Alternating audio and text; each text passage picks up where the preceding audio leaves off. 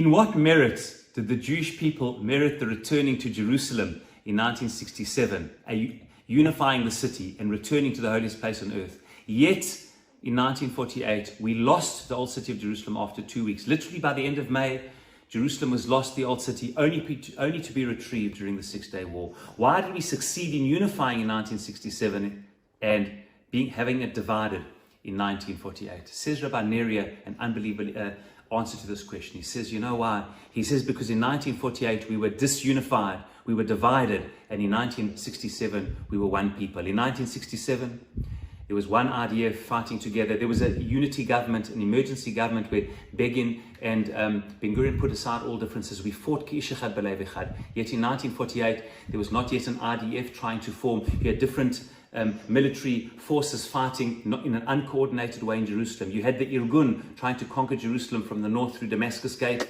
You had the Palmach and Haganah through Mount Zion on the other side of the city, not coordinated. In 1948, we were disunified, therefore the city was divided. In 1967, we were one. You see, the key to the magic of spirituality, to God's presence in the world, to Jerusalem, is unity.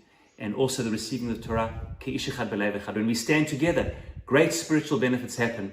When we don't, the opposite. So too in this week's parasha, we read about the great benefit of the Shechina v'natati mishkani b'tochachem, amongst the great blessings in the land, that God's presence will rest with the Jewish people. What is the merit of God's presence resting with us in Yerushalayim? Say Chazal, from a cryptic verse in Psalm 122. It says in Tehillim Kuf Kaf Bet, Yerushalayim, Jerusalem, a city joined together. In what way is the city joined together? Famously, the Gemara says,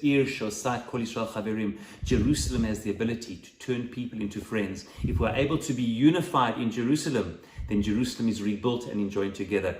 And I think it's a big day today that there's a unity government in Israel with all of its warts and challenges. We've had a year and a half of instability in Israel, 3 election cycles leading nowhere. Nobody can run the country on their own. A national unity government. And in the merit of this national unity, in the merit of standing together, of people putting their differences aside, Bezrat Hashem, may we have next week Yom Yerushalayim in a more inspiring way, and then Shavuot Ki'ish Echad B'Lev Echad. And in the merit of unity, we are able to achieve incredible spiritual things. Shabbat Shalom.